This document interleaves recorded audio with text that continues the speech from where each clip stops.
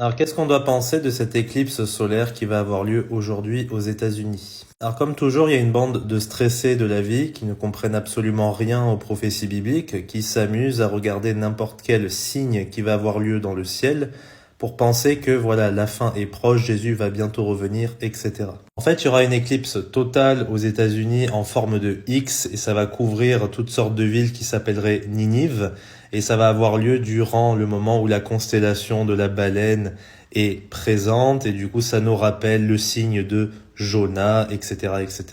Sauf que le signe de Jonas dont Jésus parlait a déjà été accompli. C'est pas une prophétie qui aura lieu bien plus tard, en avril 2024. Le signe de Jonas, c'est simplement le fait que pendant 3 jours et 3 nuits, le Fils de l'homme sera dans le cœur de la terre avant de ressusciter. D'autres personnes vont encore plus loin en disant que voilà, c'est vraiment le signe qui va précéder le retour de Jésus, puisque d'après Matthieu chapitre 24, à partir du verset 29, le signe du retour du Fils de l'homme, ça va être l'obscurcissement du soleil, la lune ne donnera plus sa lumière, etc. Sauf que si on sait lire au début du verset, il est écrit après ces jours de détresse. Il y a quand même 28 versets qui précèdent, qui nous décrivent les événements de la fin. Et Jésus explique aussi en Luc que ce sera comme les jours de Noé, donc toute la terre est remplie de violence. Ça va être terrible. Ce n'est pas encore le cas. Ce n'est pas arrivé, les gars. Il faut arrêter d'avoir peur.